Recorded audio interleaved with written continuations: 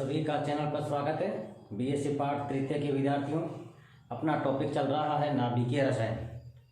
और इस नाभिकीय रसायन के अंतर्गत हम लोगों ने अब से पहले कुछ चीज़ें पढ़ी है, जैसे फंडामेंटल पार्टिकल्स के बारे में देखा है,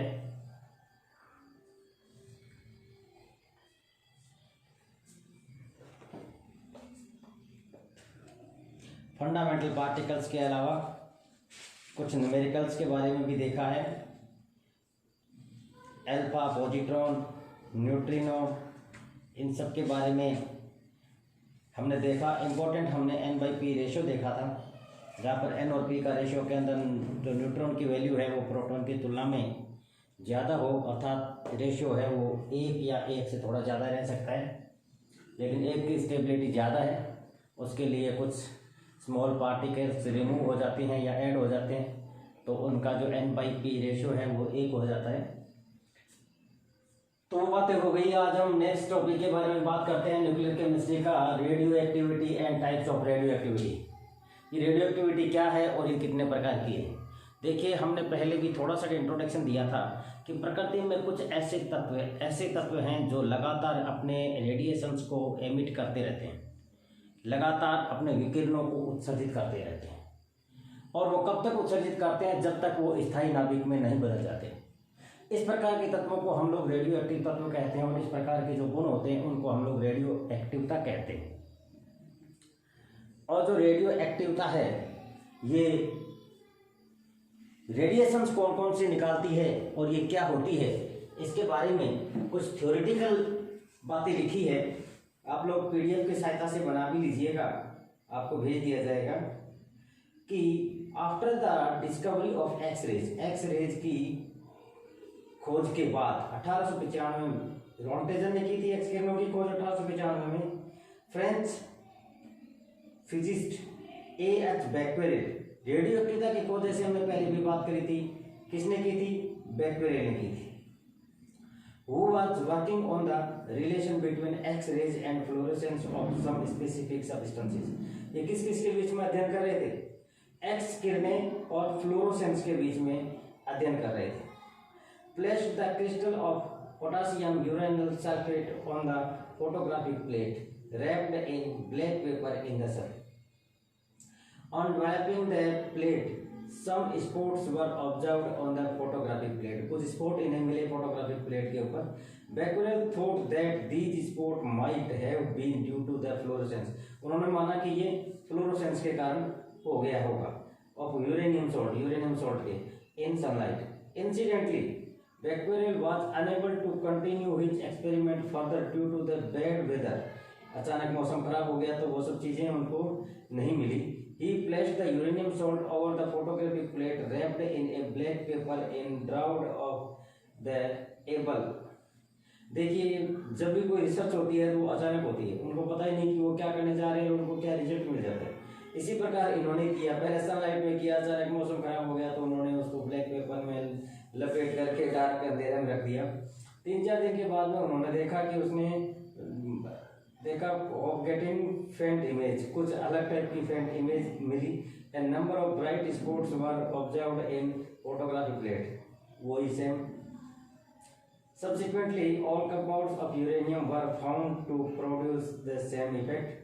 It was therefore concluded that the photographic effect was produced by uranium itself, whatever be the nature of chemical combination in which it might exist, and that the effect due to some kind of rays which uranium emit constantly। वही बात होगी ना, uranium जो emits कर रही है कुछ radiations को, अर्थात यूरेनियम एक रेडियोएक्टिव एलिमेंट है जो लगातार किरणें रेडिएशंस को एमिट कर रहा है।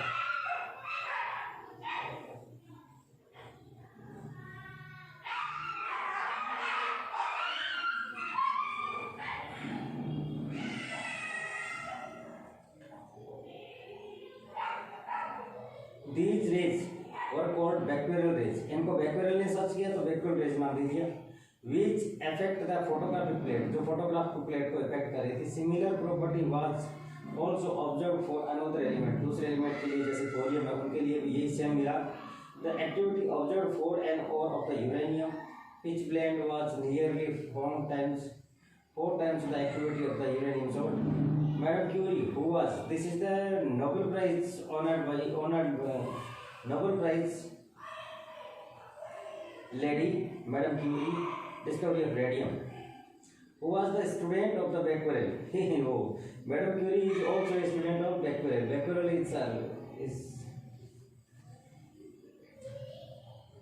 Becquerel was the teacher of the Madame Curie. And the time suggests that the ore should have a new element which has more fluorescent effect than uranium. In 1998, Madame Curie and her husband Pierre Curie, both husband and wife, Madame Curie and Pierre Curie, P. Curie means Pierre Curie, isolated two new elements, radium and polonium, for pitch blende. इन्होंने pitch blende से ये दो elements radium और polonium और isolate किए. The latter was named after the country of Madam Curie, Poland. Poland बन गया polonium से. Radium was found to be million times richer in the Becquerel rays than uranium. Madame Curie called all such elements capable of radiating these mysterious rays as radioactive element, and the phenomena was called radioactivity. The phenomena of radioactivity is exhibited by element of light atomic weight. Their nuclei are rather unstable and break up on their own without any effort on our part. The process is spontaneous. Spontaneous ही होता है, लगातार चलता रहता है. That is, it can neither be started, stopped and accelerated. न तो हम इसको बढ़ा सकते, न इसको हम कम कर सकते, न इसको हम रोक सकते हैं. प्रकृति के अनुसार ये स्पॉन्टेनियस होता है, अपने आप चलता रहता है. नॉर बी रिटार्डेड, किसी को हम रोक भी नहीं सकते. अंडर एनी फिजिकल सर्कमस्टांसेस, कोई भी फिजिकल सर्कमस्टांसेस से नहीं रोक सकते. Hence radioactivity may be defined as the spontaneous disintegration of atomic nucleus. लेकिन ये अपने आप जाकर के स्टेबल न्यूक्लियर होने पर ये रुक जाता है. और ये कब होता है? ये n/p रेशियो के ऊपर डिपेंड करता है, जो हमने पहले देखा. जब n/p की रेशियो 1 हो जाता है तो ये रुक जाएगा. An element is said to be radioactive if the nuclei of its atom keep disintegrating spontaneously, transforming thereby the different element, emitting in the process nuclear particles or the radiation. Discovery of radioactivity was so important that 1902 Nobel Prize for the Physics was awarded jointly Madame Curie and Pierre Curie and Becquerel. Radioactivity broadly classified in two categories. Natural radioactivity, it is substances emit radiations by itself. अपने आप ही ये emits करते हैं radiations को, ये natural radioactivity होती है. और एक है artificial radioactivity. The substances does not passes radioactivity but start emitting radiations on exposure to rays from natural radioactivity substances.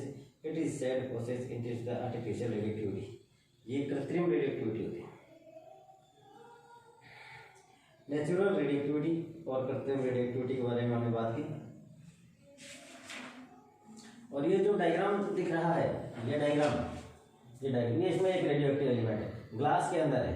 अब ये रेडिएशंस को एमिट करता जा रहा है. ये जो बीच का रेडिएशन जा रहा है ये तो है, ये कोई फोटोप्लेट है. इस फोटोप्लेट पे जाकर ये टकरा रहा है.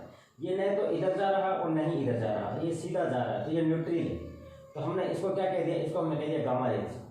और जो इस तरफ जा रहा है वो है बीटा रेज, और जो इधर जा रहा है वो है अल्फा रेज. बीटा रेज को हम लोगों ने नेगेटिव मान लिया, अल्फा रेज को पॉजिटिव, और गामा है वो न्यूट्रल है. और ये ग्लास कोई पॉट है, उसके बीच में ये रेडियोएक्टिव सब्सटेंसेस है. तो effect of the magnetic plate, इस मैग्नेटिक प्लेट के ऊपर क्या इफेक्ट पड़ा है कि बीटा वाला इधर मूवमेंट हो गया, अल्फा वाला इधर हो गया, गामा वाला किधर किस तरफ भी मूवमेंट नहीं हुआ, डायरेक्ट सीधा है, स्ट्रेट है. तो ये 3 प्रकार के पार्टिकल्स है, अल्फा बीटा गामा. अल्फा को हम लोगों ने 2H4 के बारे में हम कह सकते हैं, और बीटा है वो बीटा से, और गामा है वो गामा से. गामा है वो न्यूट्रल है ही. और फोटो प्लेट के ऊपर इनके इफेक्ट भी इसी प्रकार से जैसा डायग्राम में दिखाया गया वैसे है. तो अल्फा रेज के अंदर नेचर में discussed earlier, alpha rays consist by positive ion in the helium 2He4. Since helium atom has only 2 electrons, it is better to say that alpha particle is the nucleate 2He4. velocity in initial velocity, the initial velocity of energy of alpha particle emitted from the radioactive substances is, ये कितना है इसका emitted radioactive substance, 1.4 गुना 10 के power 9 से 2.2 गुना 10 के power 9 centimetre पर second है। 1.4 गुना 10 की पावर 9 से 2.2 गुना 10 की पावर 9 सेंटीमीटर पर सेकेंड है ये, और 4 से 10 मेगा इलेक्ट्रॉन वोल्ट है।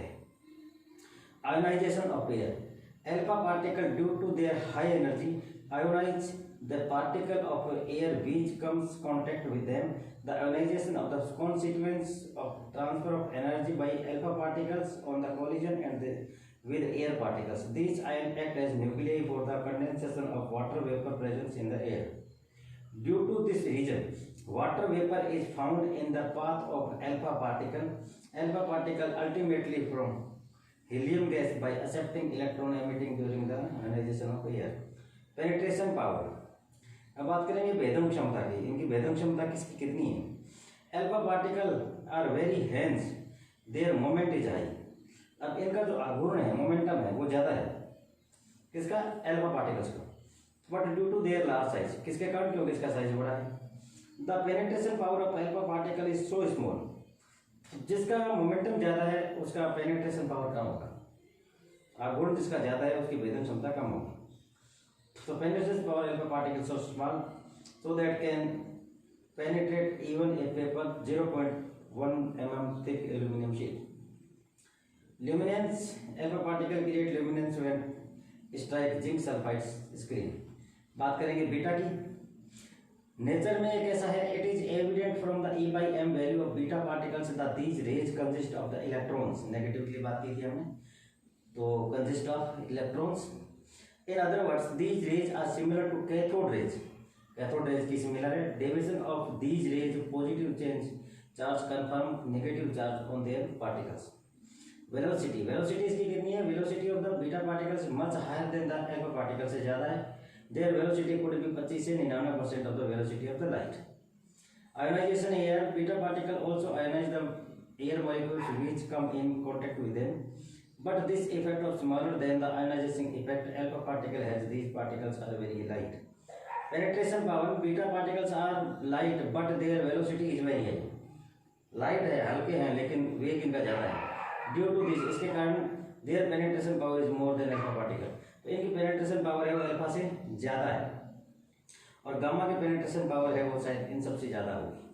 तो गामा के बारे में बात करेंगे तो ये न्यूट्रल है, तो ये अल्फा में पॉजिटिव है, न नेगेटिव है। ये फोटो इलेक्ट्रिक इफेक्टिव सीधा न तो लेफ्ट राइट कहीं मूवमेंट नहीं कर रहा। तो नेचर में gamma rays are in fact electromagnetic rays. In other words it may be said that gamma rays consist to photon. Wavelength of these rays the between 10 के पावर माइनस 10 10 के power minus 13 m meter. Thus the energy these rays is very high. Emission of gamma rays is not due to any nuclear change, but it is due to the energy change that occurring the relaxation of the nuclear from excited state ground state. Ionization pair, gamma rays are unstable ionized air directly. Penetration power, penetration power of gamma rays is much greater than even of X-rays. X-rays से भी ज़्यादा इसकी penetration power।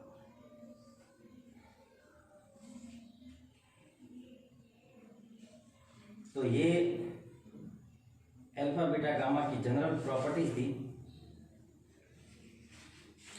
अब बात करेंगे हम radio active disintegration and disintegration series. Radio active disintegration series, जो stability आकर के जहाँ रुकता है, विघटित होता रहता है, डिसइंटीग्रेट होता रहता है, लास्ट में आकर के स्टेबलाइज होकर के जिस न्यूक्लियस पर वो रुकता है, उस प्रकार से एक सीरीज बनती है। उस सीरीज के बारे में हम लोग बात करेंगे।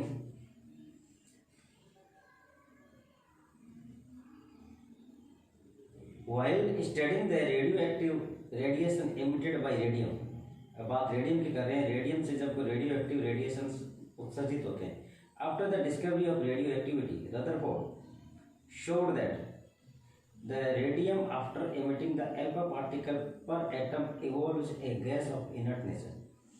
This gas is like as inert gas of the atmospheric like as inert gases in chemical reactivity but is highly radioactive and deposit a solid radioactive residue on the substances with which it come in contact.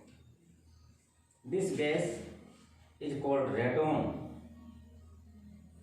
Since this gas is obtained from radium, radon is obtained from radium, that is atomic mass is 226, by the emission of the one alpha particle. Its atomic mass is expected to be 222.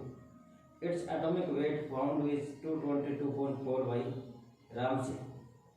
The solid residue obtained by the decay of the random was also found in radioactive, and so was next product.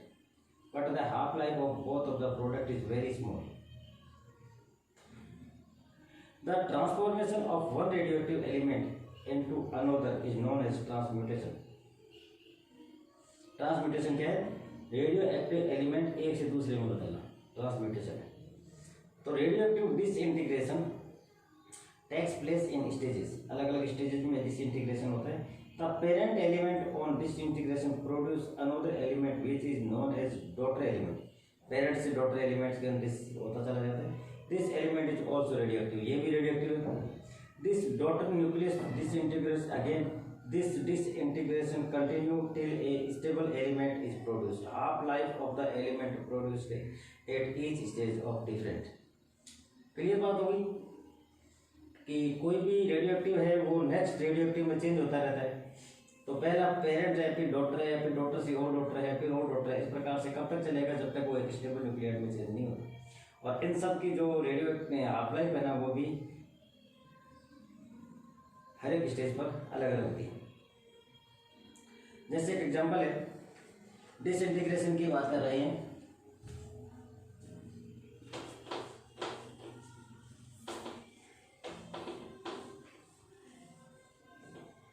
Theoretical matter है, लेकिन हम इसको disintegration की बात कर रहे हैं.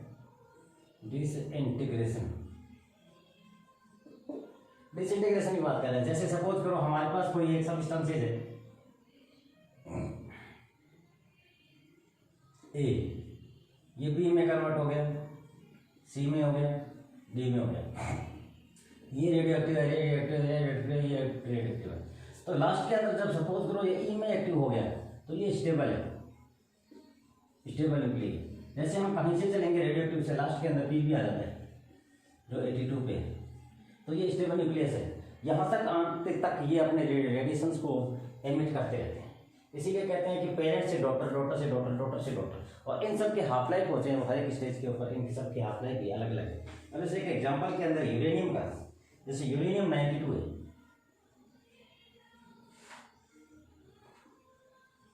ये पेरेंट है. अब इसने इसमें से हीलियम निकाला, एक अल्फा पार्टिकल निकाल दिया. तो अल्फा पार्टिकल निकाल दिया तो ये 90 हो गया. 90 होते ही क्या उसका हो गया थोरियम का, और इसमें से 4 हो गया तो 34 हो गया, प्लस 2He4. तो ये एक नया न्यूक्लियस हमें मिल गया, नया. तो ये भी रेडियोएक्टिव है, ये भी रेडियोएक्टिव. ये हीलियम को हालांकि इसने एमिट किया. तो इस प्रकार से और आगे जाके स्टेबल न्यूक्लियर में चेंज हो सकता है. तो ये डिसइंटीग्रेशन सीरीज होती है.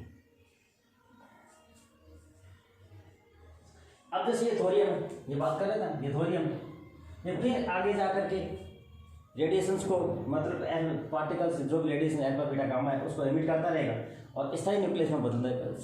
सभी एलिमेंट्स होते हैं स्टेबल होने में चाहते हैं कि स्टेबल हो. और स्टेबल ये किस किस तरीके से होते हैं? जैसे ऑर्गेनिक कंपाउंड से बात करें तो वो कैटायन एनायन ले करके इलेक्ट्रोस्टैटिक फोर्स से कंपाउंड बना लेते हैं. तो इसके अंदर ये क्या करते हैं? रेडिएशंस को एमिट करके स्टेबल होते हैं. तो रेडिएशन जैसे ये थोरियम, यूरेनियम से थोरियम हो गया, एक अल्फा पार्टिकल निकल गया. अब इसमें से एक पॉजिट्रॉन निकल गया तो पैलेडियम बन गया. पैलेडियम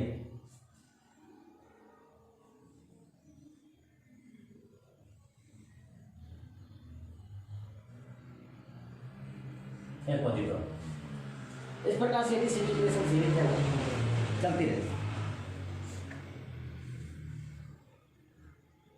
इसमें जिससे ये चालू होती है उसी के ऊपर इसका नाम दे देते हैं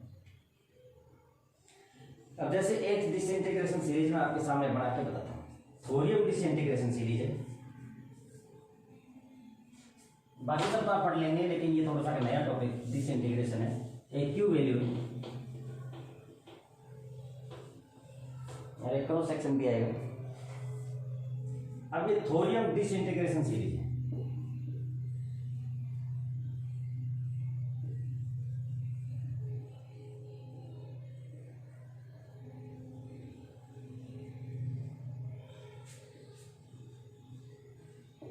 थोरियम डिसइंटीग्रेशन सीरीज, इसको हम लोगों ने फॉरेन सीरीज भी कहा है।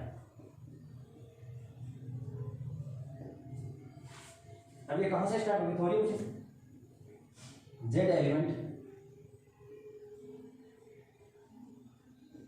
ये ए है और ये हाफ लाइफ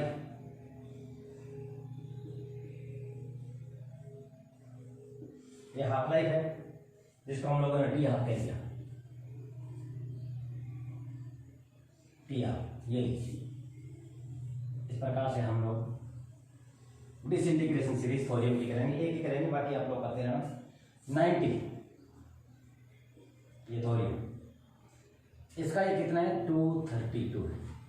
इसका हाफ लाइफ है 1.39 इंटू 10⁻10, 1.39 इंटू 10⁻10। इसका हाफ लाइफ कितना है? 10⁻10।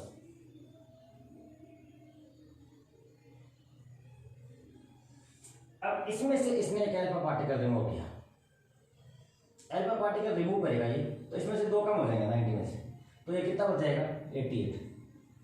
और 88 किसका होता है? रेडियम का।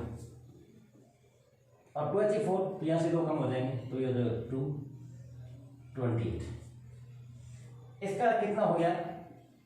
6 से 7 साल कम हो गया। अब रेडियम से और आगे चलेंगे, बीटा रे इसमें से रिमूव होगा, बीटा रे इसमें से निकलेगा, तो ये एक्टिनियम में चेंज हो जाएगा।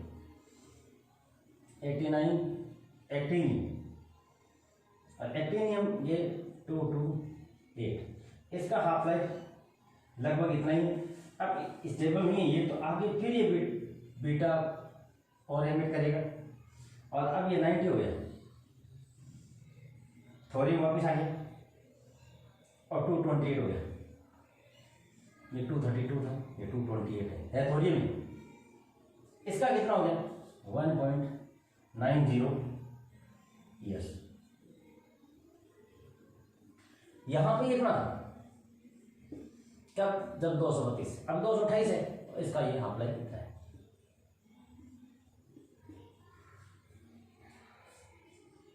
अब इसने अल्फा वापस निकाल दिया, तो फिर इसमें से 2 कम हो जाएंगे, तो ये 88 हो गया, फिर रेडियम हो गया, और 228 की जगह 4 कम कर दो इसमें से, तो 224।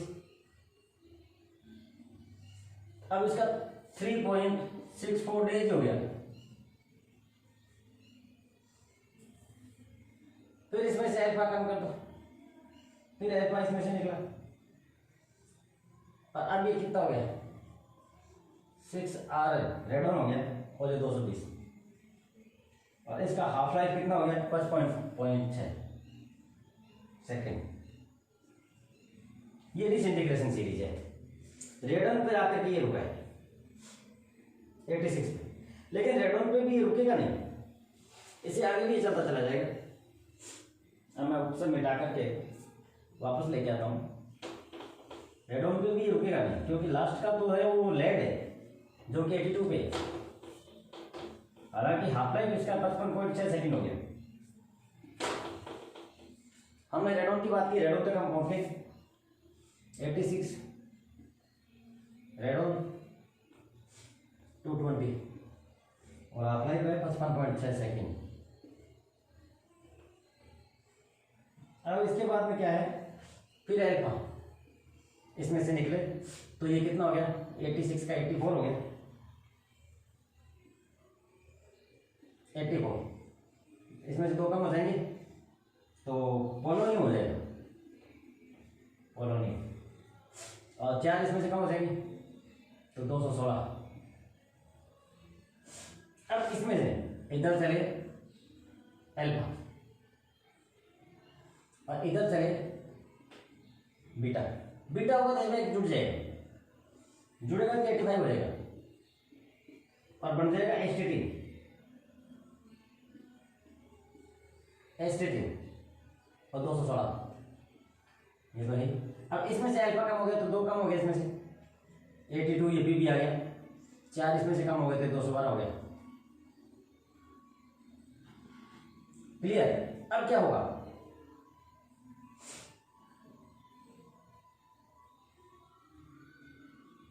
बीटा बीटा होगा तो इसमें जुड़ जाएगा, इसमें 83 हो जाएगा, 83 और बिस्मित हो जाएगा और ये 212 है। इधर इसमें अल्फा जुड़ जाएगा, नहीं अल्फा निकल जाएगा, इसमें से अल्फा निकलेगा क्या हो जाएगा, इसमें से बीटा जोड़ दो, बीटा निकला, बीटा निकलेगा तो वापस इसमें 83 का 84 हो जाएगा।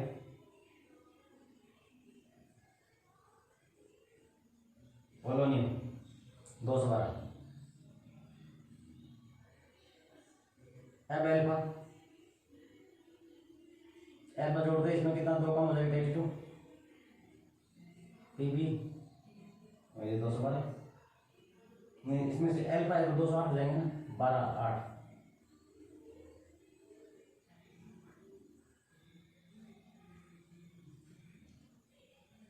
अब यहाँ पे क्या है अल्फा, अल्फा आएंगे तो इसमें कितना आ जाएगा, 2 कम हो जाएगा तो 81 हो जाएगा। 81 किसका आ जाएगा, थैलियम का, थैलियम का, और 2 ये कम हो जाएगा तो 208 हो जाएंगे। इस प्रकार से ये यहाँ पर 208 है, या 82 है, इसका मतलब ये 81 है और ये 82 है, इसमें एक बीटा और है। इसमें हाफ लाइफ कितना था, 0 से 16 सेकेंड।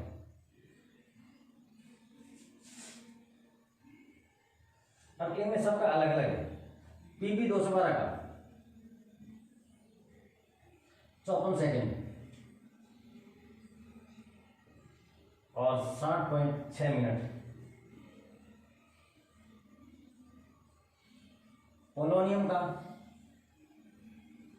212 का 3.1 मिनट, ये स्टेबल है। एस्टेटिन 216,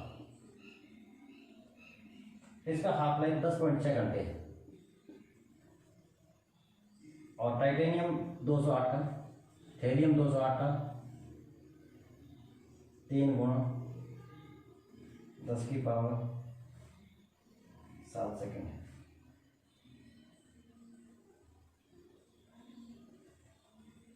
सबसे कम है। तो ये डिसइंटीग्रेशन सीरीज है जो कि मैंने आपको थोड़ी की बताई। इसी प्रकार ये यूरेनियम की भी है और एक्टिनियम की भी है। किस किस की है? यूरेनियम की, एक्टिनियम की,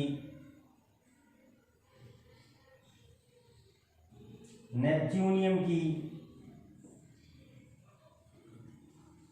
ये सभी आपको मैं भेज दूंगा, आप लोग इसको पढ़िएगा।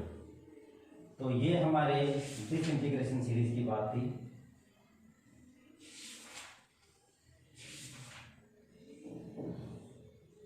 अब हम बात करेंगे क्यू वैल्यू की।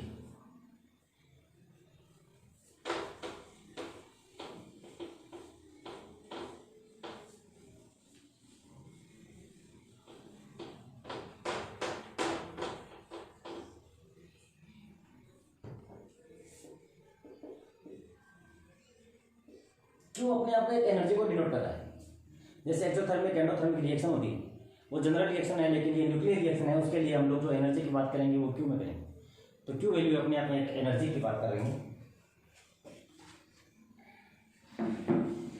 Nuclear reaction like chemical reaction, chemical reaction की तरह न्यूक्लियर रिएक्शन है और accompanied by change in energy.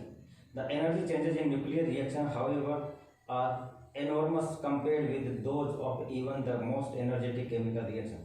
In fact, the energy changes in the typical nuclear reaction are so large that they result in a measurable change in mass.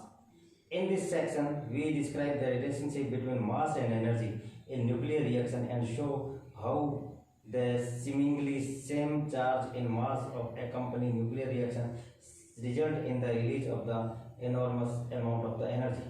For the complete equation of the reaction, it must include the change in energy of the reaction also.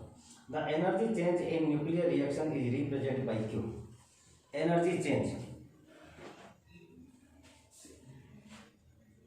Energy change in nuclear reaction. ये Q है. ये मैंने बताया आपको energy change equal है. Hence, the completely Rutherford transformation reaction would be mentioned as follows. Nitrogen, जैसे nitrogen और helium है. नाइट्रोजन 714. अब इसके ऊपर ये हीलियम है. ये न्यूक्लियर रिएक्शन है. तो कितना हो जाएगा ये 7 और 2 9 होता है. तो 9 में ये 8 ऑक्सीजन और ये हो गया 17. ये हुआ और एक हमें मिला प्रोटॉन और प्लस में हमें मिला क्यू. ये जो क्यू है यही क्यू न्यूक्लियर रिएक्शन एनर्जी है.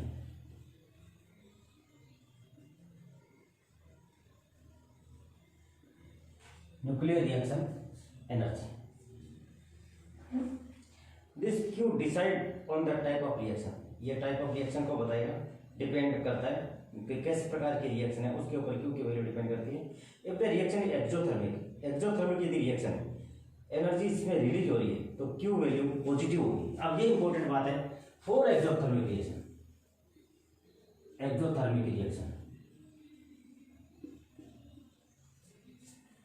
Q is positive and endothermic के लिए क्यू वैल्यू नेगेटिव. ये इंपॉर्टेंट है. एक्सोथर्मिक एनर्जी निकलती है किस प्रकार की, जैसे न्यूक्लियर फ्यूजन, न्यूक्लियर फिशन. ये जो नाभिकीय विक्रियाएं हैं जिसमें एटॉमिक बम और हाइड्रोजन बम बनता है उनमें हमेशा एनर्जी लिबरेट होती है और वो भी प्रचुर मात्रा में.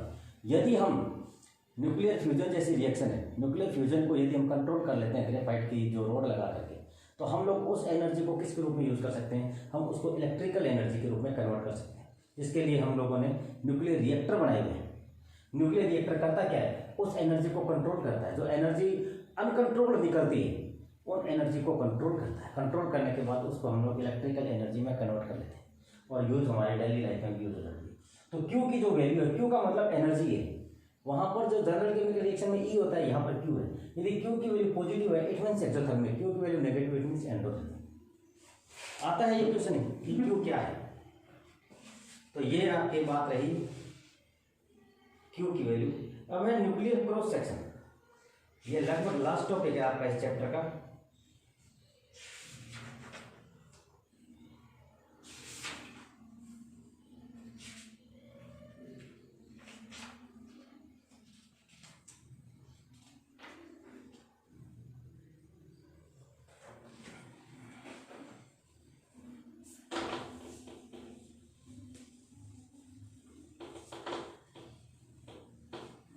Nuclear cross section.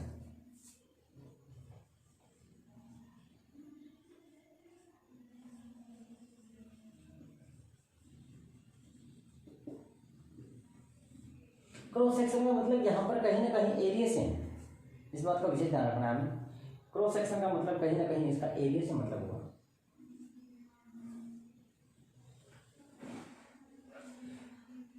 Discovery by radioactivity provide the clear view the nature of atom and its nucleus, the transformation of an element into another as a result of natural radioactive disintegration led some scientists to explore the possibility of artificial transformation of the element. Such an artificial process by which the mass number or atomic number of nucleus or both could be changed in known as nuclear reaction. ये तो बात हमें पता है। Like general chemical reaction, a nuclear reaction is also represented by an equation by writing the parent nucleus and the projectile on the left side of the equation, and the product nucleus and the emitted particles rays on the right side. Difference between chemical and nuclear reaction. अब chemical और nuclear reaction में क्या क्या अंतर है, ये भी आपसे काफी बार पूछा जाता है, तो थोड़ा सा आप लोग जरूर इस चीज को याद रखिएगा। केमिकल रिएक्शन क्या है और न्यूक्लियर रिएक्शन क्या है। Chemical reaction, the chemical reaction में क्या करते हैं, electron which remain outside the nucleus participate in this reaction. हम जानते हैं परमाणु के नाभिक के चारों ओर इलेक्ट्रॉन घूमते रहते हैं, चक्कर लगाते हैं, वही इन रिएक्शन में पार्टिसिपेट करते हैं, भाग लेते हैं। पर न्यूक्लियर रिएक्शन में, in nucleus reaction the nuclide take part in reaction, इसमें न्यूक्लियाइड अर्थात नाभिक भाग लेते हैं, इलेक्ट्रॉन का कोई पार्ट इसमें नहीं होता। अब बात करें the composition of the nucleus does not change. Nucleus क्योंकि इलेक्ट्रॉन से रिलेशन है तो नाभिक में कोई चेंज नहीं आता, इसमें नाभिक में चेंज आता है। The energy change is not very high, energy change कोई ज़्यादा हाई नहीं होती है, इसमें तो बहुत हाई होती है, सिर्फ परमाणु में हाइड्रोजन में बनते हैं। The energy change is due to the rearrangement by the electrons or bonds, ठीक है। The energy change due to the conversion mass into energy या energy into mass. The rate of reaction is affected by the external factor like temperature, pressure, concentration, pressure. The rate of these reaction is independent on the external factor. External factor के ऊपर nuclear reaction depend नहीं करती। Some of the reaction may be reversible, लेकिन ये reaction है वो irreversible ही है। तो ये प्रश्न काफी बार पूछा जाता है कि नाभिकीय अभिक्रिया और रासायनिक अभिक्रियाओं में क्या क्या अंतर है। रासायनिक अभिक्रियाओं के अंदर इलेक्ट्रॉन पार्टिसिपेट करते हैं अभिक्रिया पूर्ण होने में, नाभिकीय के अंदर नाभिक भाग लेते हैं। इसके अंदर कंट्रोल मात्रा में अर्थात बहुत कम एनर्जी की इसमें निकलती है, या कह सकते हैं कि एनर्जी चेंज बहुत कम होता है, इसमें एनर्जी का चेंज बहुत ज़्यादा होता है। ये रिवर्सिबल भी हो सकती है लेकिन ये इरिवर्सिबल है। केमिकल रिएक्शन को तो हम इफेक्टिव कर सकते हैं प्रेशर टेम्परेचर से, लेकिन इसको हम कंट्रोल प्रेशर या कोई फैक्टर काम नहीं करता। ये सारी न्यूक्लियस के बाहर के रीजन में और ये सारी न्यूक्लियस में होती है। इसमें न्यूक्लियस के अंदर मास कोई चेंज नहीं होता, लेकिन नाभिकीय अभिक्रियाओं में मास चेंज होता है। अब एक बात होती है स्प्लेशन। स्प्लेशन का मतलब होता है समुत्खंडन।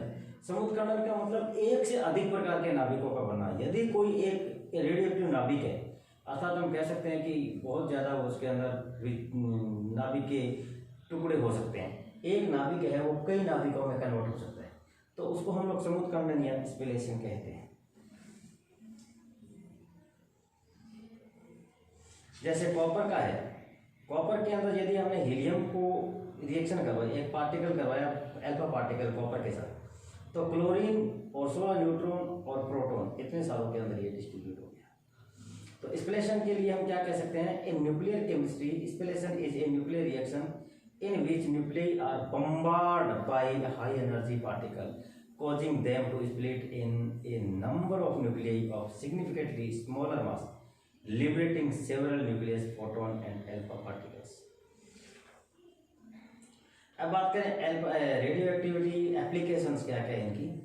Applications of radio activity, radio activity की एप्लीकेशंस, हालांकि रेडियो एक्टिविटी हमारे बस की बात नहीं, नेचर जो भी एलिमेंट्स हैं रेडिएशंस को एमिट करता रहेगा, लेकिन हम इसको कहीं ना कहीं अपने डेली लाइफ के अंदर यूज कर सकते हैं इसको। तो discovery of new fundamental particle, reaction होती रहती है नए फंडामेंटल पार्टिकल। जैसे हमें पता है कि 82 के बाद में जो भी एलिमेंट्स हमें मिल रहे हैं वो सारे के सारे रेडियो एक्टिव है, अर्थात रेडियो एक्टिविटी के कारण ही हमें मिले हैं। और आइसोटॉपिक आइसोन्यूक्लियाइड, ये भी हमें रेडियो एक्टिविटी से ही प्राप्त होते हैं। डिस्कवरी ऑफ न्यू एलिमेंट्स, ठीक है, न्यूक्लियर एनर्जी, ये इंपॉर्टेंट पार्ट है हमारे ब्रह्मांड, हमारे यूनिवर्स, हमारे अर्थ के लिए, क्योंकि एनर्जी का जो इम्पोर्टेंट सोर्स है वो सन है, जो कि हमें सोलर एनर्जी देता है। तो सोलर एनर्जी आई कहाँ से, सन के अंदर। सन क्या है, sun is not a thing, sun is the part of protium and deuterium. It means nuclear fission reaction is always there, वहाँ नाभिकीय संलयन अभिक्रियाएं कंटिन्यूस हो रही है, और नाभिकीय संलयन अभिक्रिया लगातार हो रही है, चैन के रूप में हो रही है, प्रचुर मात्रा में एनर्जी निकलती है। वो सौर ऊर्जा के रूप में हमारे पृथ्वी पर पहुँचती है। इसके अलावा यदि हम लोग किसी भी प्रकार से नाभिकीय विखंडन अभिक्रिया को कंट्रोल कर लेते हैं, अर्थात निकलने वाली ऊर्जा के ऊपर हम कंट्रोल कर लेते हैं, कंट्रोल करेंगे तो हमें जो ऊर्जा है वो इलेक्ट्रिकल एनर्जी के रूप में भी हम यूज कर सकते हैं। इस प्रकार से इसके जनरली यूज भी है, जिनको हम लोग डेली यूज भी कर सकते हैं, और कुछ इसके एग्जांपल्स आप लोग भी कीजिएगा। और एक्सरसाइज के अंदर जो असाइनमेंट्स है वो भी आप कंप्लीट कीजिए। बहुत बहुत धन्यवाद आपका। तो ये न्यूक्लियर केमिस्ट्री का चैप्टर कंप्लीट हो गया। अब हम नेक्स्ट टाइम में बात करेंगे ऑर्गेनोमेटेलिक कंपाउंड की, जो कि एल्यूमिनियम की भी हैं, कुछ और मेटल्स भी उसके साथ है, लेड भी होगा, 4 ही मेटल है वैसे तो, उनके बारे में बात करेंगे। ये अपनी 4th यूनिट चल, हालांकि 3rd यूनिट चल रही है। 4th यूनिट हमारी बायोऑर्गेनिक केमिस्ट्री है और 5th यूनिट हमारी hard acid soft acid base है, RNA थ्योरी वाली। तो HCl भी कॉन्सेप्ट होगा उसमें, तो वो सब बात की बातें हैं। लेकिन अभी हम लोगों ने न्यूक्लियर केमिस्ट्री चैप्टर फिनिश किया है। मैं आपको इसके PDF भेज दूंगा और इसके असाइनमेंट के अनुसार आप लोग आंसर क्वेश्चन भी करिएगा। बहुत बहुत धन्यवाद आपका।